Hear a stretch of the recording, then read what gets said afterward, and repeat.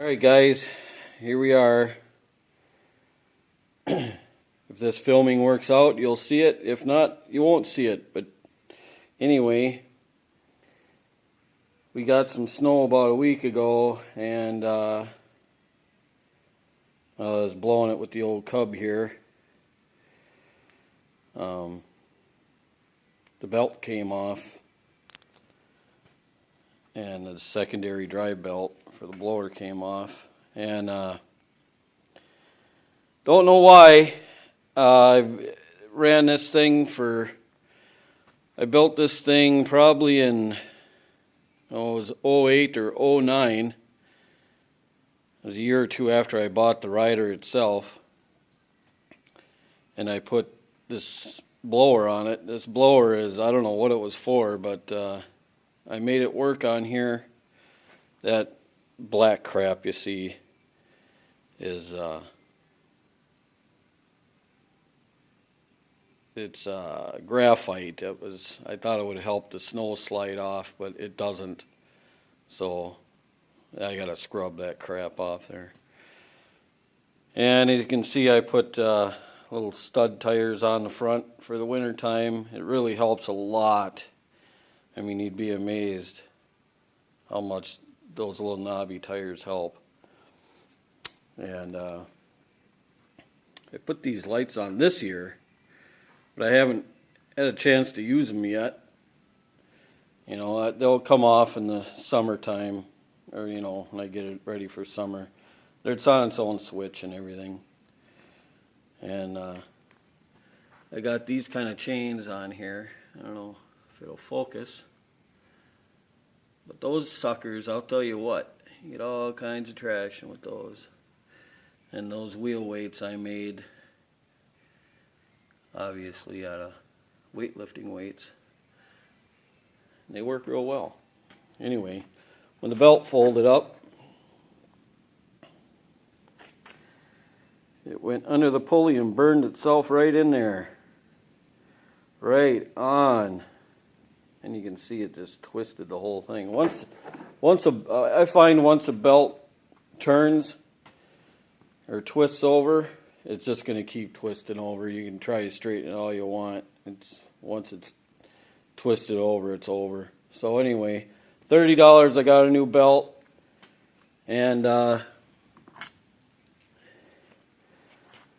kind of made this little piece here up to fit around the pulley. I'm hoping, the idler pulley. I'm hoping for now this little baby will keep the belt on, because I don't know if we're going to get more snow or not. I'd rather just take the whole thing off and get it ready for next year, but you know, it's still March, so it's you know, it's a crapshoot. We might get snow tomorrow. I think we're going to get rain next week, towards the end of the week, but the temperature is not going to go much above 40. So I mean, it could definitely snow again. So I don't know. You guys will be able to see under here or not.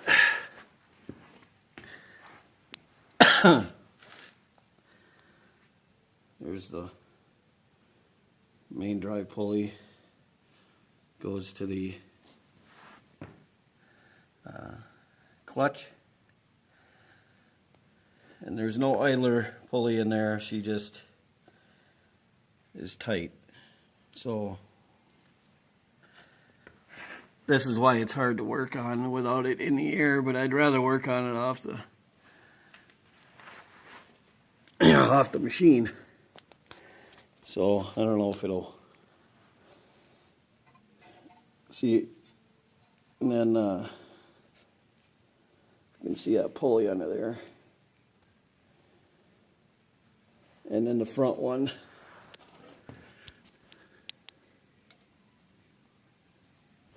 That one right there. I'm going to make some belt keepers for that. For those two. You know, like weld some nuts up there and put some bolts in. Keep the belt in line, but I can't do it until it's off the machine. So today we're gonna just put this baby on and hope she works. So let me see if I can try to figure out how to have you guys watch what I'm doing. It's not very easy working under here. Be back.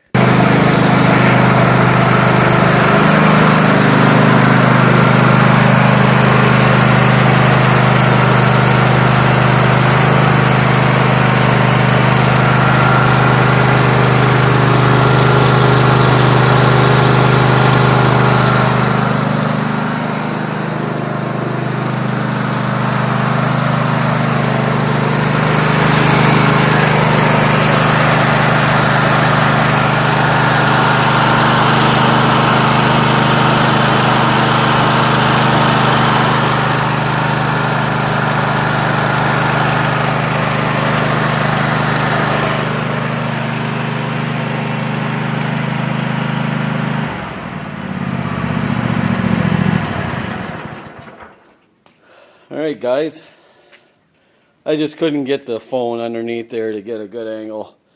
For everything I had to do to get that pulley on there, it just wasn't working. So, sorry you couldn't see that, but as you can see I got it. And I think that belt keeper will work just fine.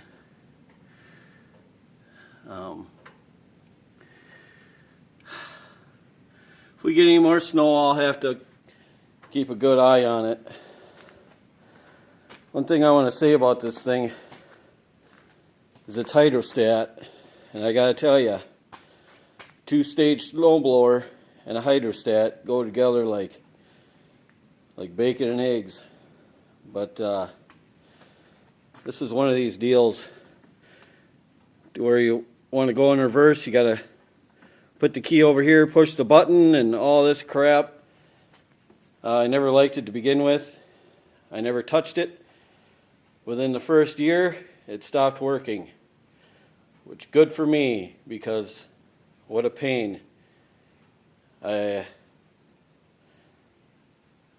here, I don't need anything like that. If I don't know what I'm backing over, then I shouldn't be mowing the lawn. So I just want to say, I mean, those can be disconnected. I never touched it. It just, some reason, quit working. This thing, my baby, sure gets dirty in the wintertime. But before I put the deck on it, I'll give her a wash and all that. And I even cover up, put canvas in here. Block that off from the snow getting in. And I gotta tell you, this thing works so good. I mean, it doesn't look like much of a blower, and those fins or the auger, I've hit pretty hard snow and laid them flat. That's why they're all bent up. I don't know if any of you guys have ever tried to straighten out these things, but what a pain. You'll never get them straight.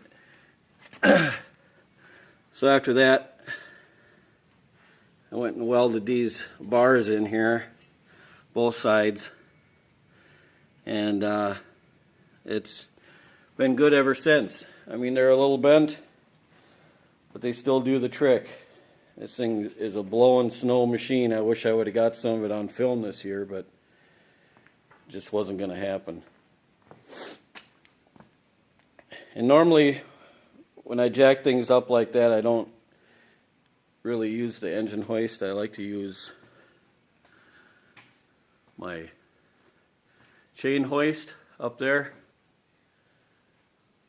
I like to use that, but Mr. Alice Chalmers is parked here in the wintertime, so I can't really use it. So come spring, Mr. Alice Chalmers goes out to the barn and it frees this area up to work on my stuff. So that's usually what I do. But I do have the engine hoist for stupid crap like this. I don't use it very often, but it's nice to have. It's just a cheapie, probably Harbor Freight thing. Somebody gave it to me years ago. They didn't need it anymore. It spends a lot of time sitting in the shop here, but you know, it's nice to have when you need something like that, you know. And it worked good in this application, so hey, it's all good. Thanks for watching, guys. Talk to you later.